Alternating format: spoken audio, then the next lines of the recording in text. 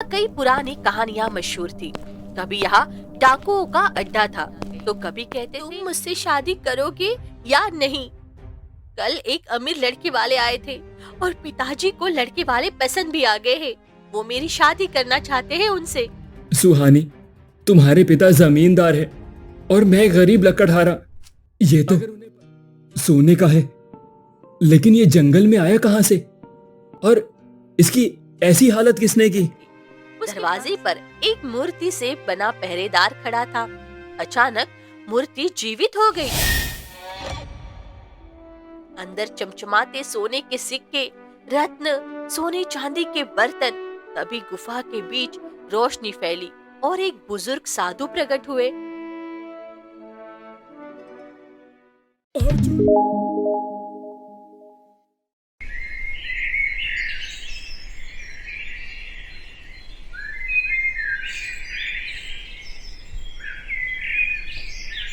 गरीब लकड़हारा अर्जुन, एक गांव के किनारे उसका घर था।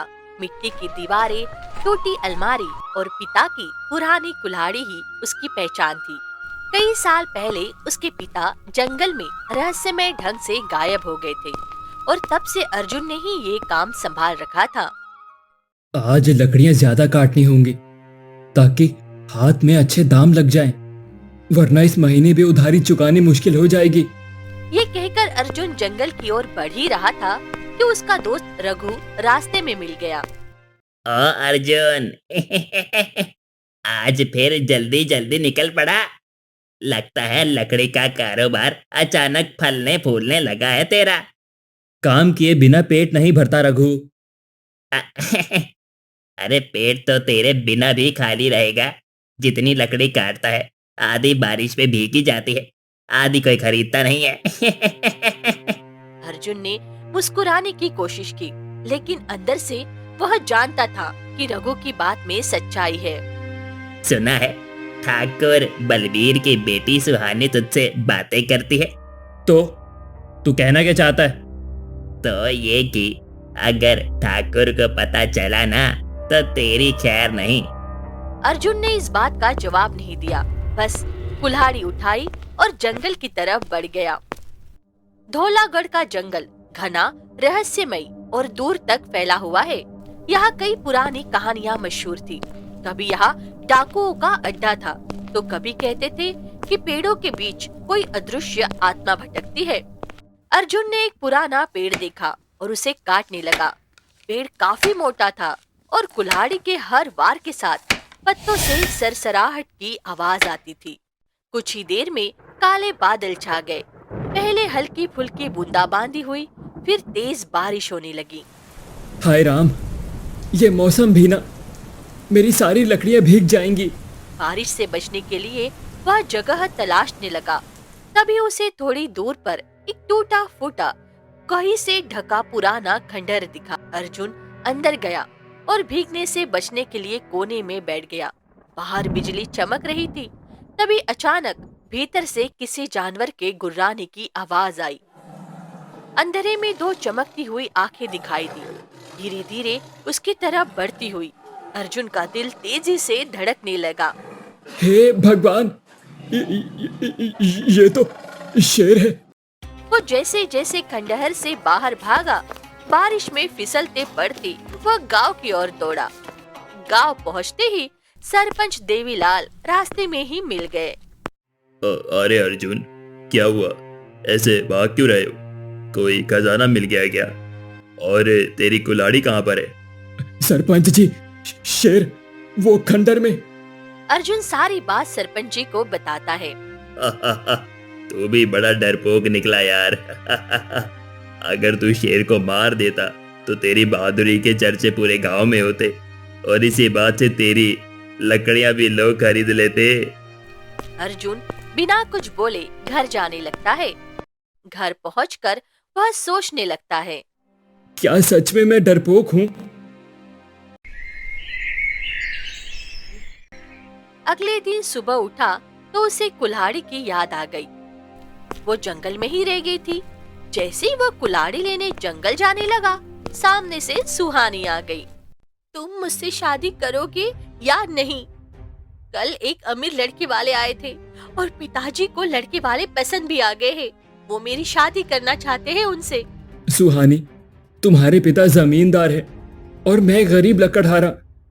अगर उन्हें पता चला कि हम दूसरे से प्यार करते हैं तो वो हमारी शादी हरगिज नहीं होने देंगे। अगर तुझसे मेरी शादी नहीं हुई तो मैं जान दे दूंगी, ये याद रखना।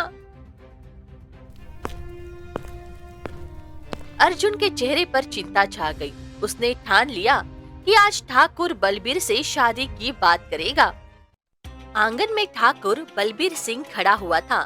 अर्जुन ने जैसे ही कदम अंदर रखे, ओह, अरे अरे, ये मनहूस गरीब लकड़हारा कैसे मेरी हवेली में मुंह उठाकर चले आ रहा है?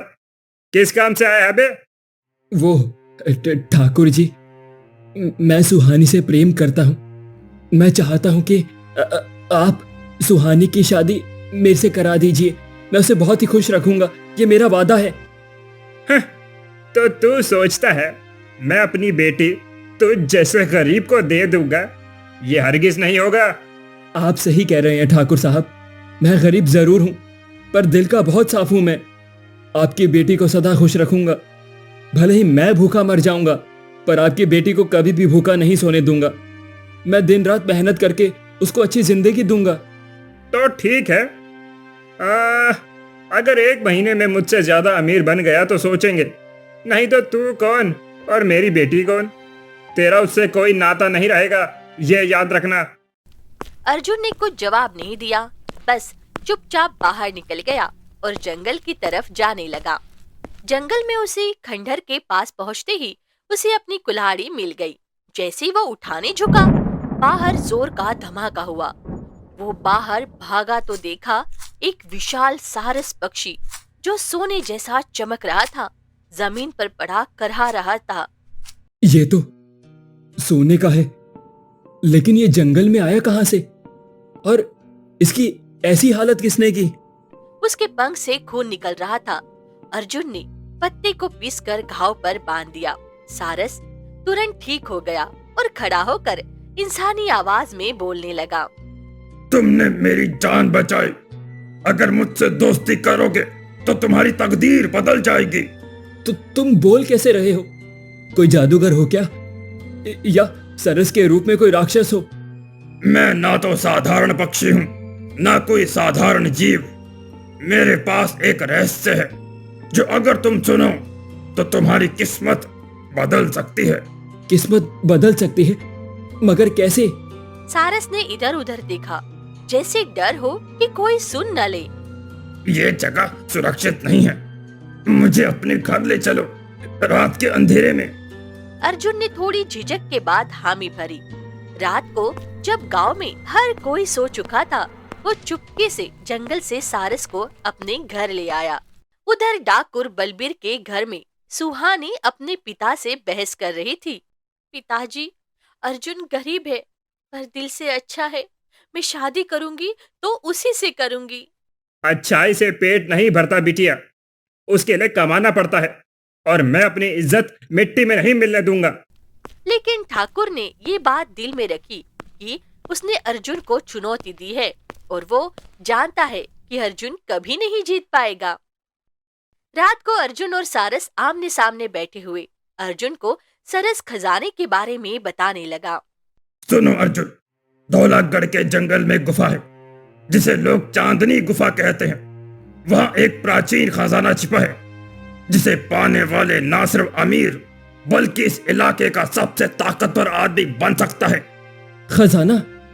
ये तो वही कहानियों जैसा है जो हमारे बड़े बुजुर्ग कहा करते थे। लेकिन वहां तक पहुंचना आसान नहीं है। पहले 5 रहस्यमय जंगल पार करने होंगे, फिर अंत में उस गुफा के पहरेदारों से सामना होगा। अर्जुन ने मन ही मन ठान लिया, अगर ये सच है तो वो किसी भी कीमत पर खजाना पाएगा।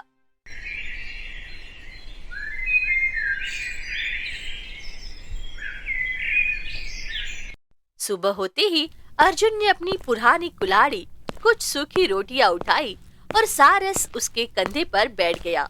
वे जंगल की गहराई की ओर बढ़ गए। पेड़ों के बीच से छीनकर आती रोशनी, पत्तों की सरसराहट दूर कहीं मोर की आवाज और कभी-कभी जंगली जानवरों की गर्जना हर कदम डर से भरा था।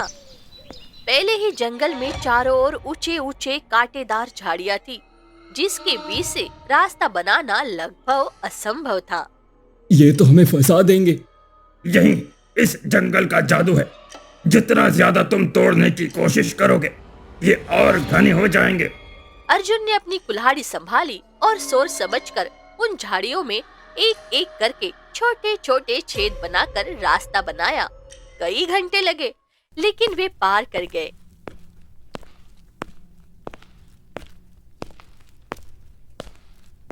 दूसरा जंगल अजीब था। यहाँ पेड़ नहीं बल्कि पत्थर खड़े थे और हर थोड़ी देर में कोई न कोई आवाज गूंजती। कभी माँ की पुकार, कभी रोने की आवाज, कभी ठहाका।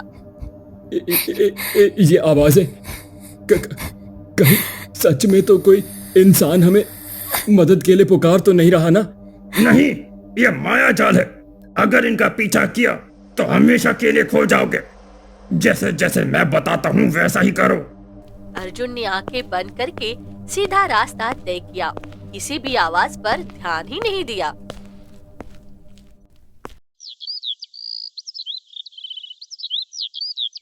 और तीसरे जंगल में पहुंच गए।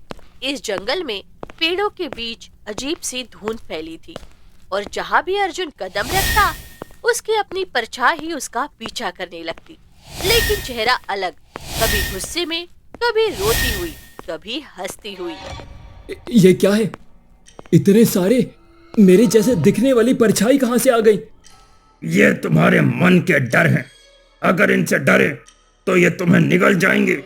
अर्जुन ने अपना मन मजबूत किया, परछाइयों को नजरअंदाज किया और आगे बढ़ता रहा। धीरे धीरे वो सारी परछाइयां गायब होने लगी और वो उस जंगल को भी पार कर गए और चौथे जंगल में पहुंच गए।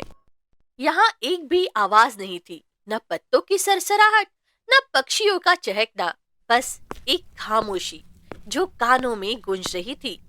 यहाँ बोलना मना है। अगर तुमने आवाज निकाली तो पेड़ तुम्हें जकड़ लेंगे और तुम हमेशा के लिए यहीं पर रह जाओगे। अर्जुन ने सिर हिलाया और चुपचाप आगे बढ़ने लगा। उसे कई बार ठोकर लगी, लेकिन उसने एक भी शब्द नहीं कहा। आखिरकार वे जंगल से बाहर निकल आए और पांचवे जंगल की ओर बढ़ने लगे। यहाँ समय उल्टा चलता था। जैसे जैसे वे चलते, पेड़ों की कलियां बंद होती, गिरे पत्ते शाखाओं पर लौट जाते और सूरज पश्चिम से पूर्व की ओर बढ़ने लगता। ये तो समय पीछे जा रहा है। अब हमें क्या करना होगा? मुझे तो कुछ समझ में नहीं आ रहा है। हाँ, अगर यहाँ ज्यादा देर रहे तो तुम भी छोटे होते होते मिट जाओगे। हमें तेज चलना होगा। उन्होंने पूरी ताकत से चलना शुरू किया और अंत में इस वन को भी पार कर ही लिया।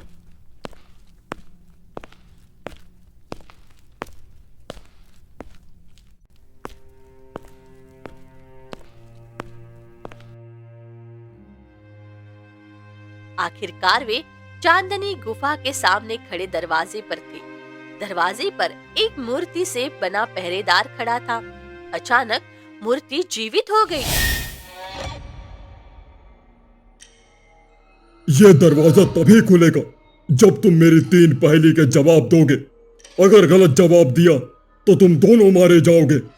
क्या तुम्हें मंजूर है? हाँ, मैं तैयार हूं। पूछो जो पूछना है। पहला सवाल, वो क्या है जो बांटने से बढ़ता है? अर्जुन ने तुरंत जवाब देता है, वो है प्रेम। दूसरा सवाल, ऐसी कौन सी ताकत है जो राजा से भी बड़ी है? सच्ची मित्रता। तीसरा सवाल, तुम यहाँ किसके लिए आए हो? खुद के लिए या किसी और के लिए? अर्जुन इस बार चुप हो गया और सोचने लगा। काफी देर सोचने के बाद धीरे से जवाब दिया, अपने और अपने गांव के लिए और अपने दोस्त के लिए। पहरेदार हट गया और गुफा का द्वार खुल गया और वो दोनों गुफा के अंदर चले गए।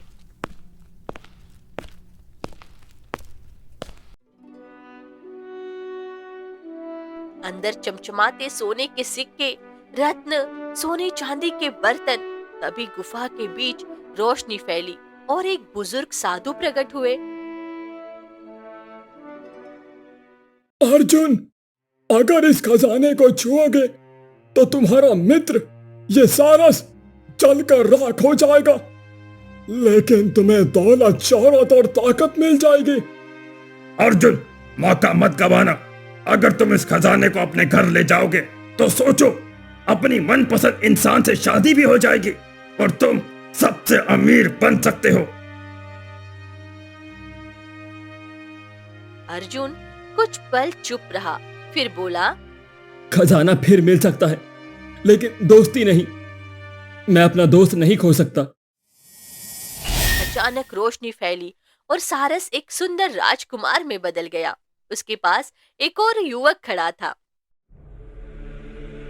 मैं राजकुमार आदित्य हूं और ये मेरा मित्र विक्रम है। लालच में आकर मैंने अपने मित्र का बलिदान दे दिया था और हमें श्राप मिला।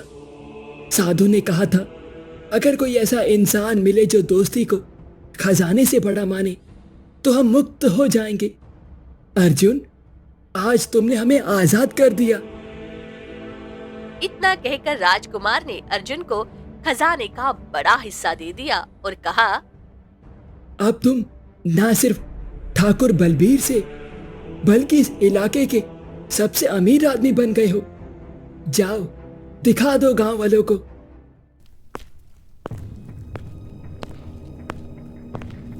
अर्जुन गांव लौटा।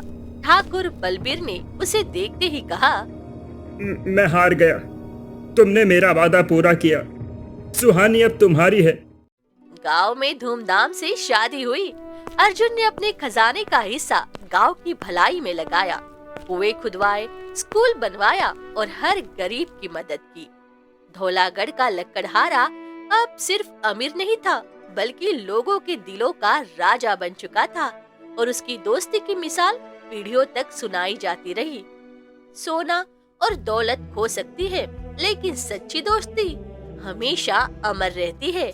ऐसे ही और कहानियाँ देखने के लिए आप इस चैनल को सब्सक्राइब करें। धन्यवाद।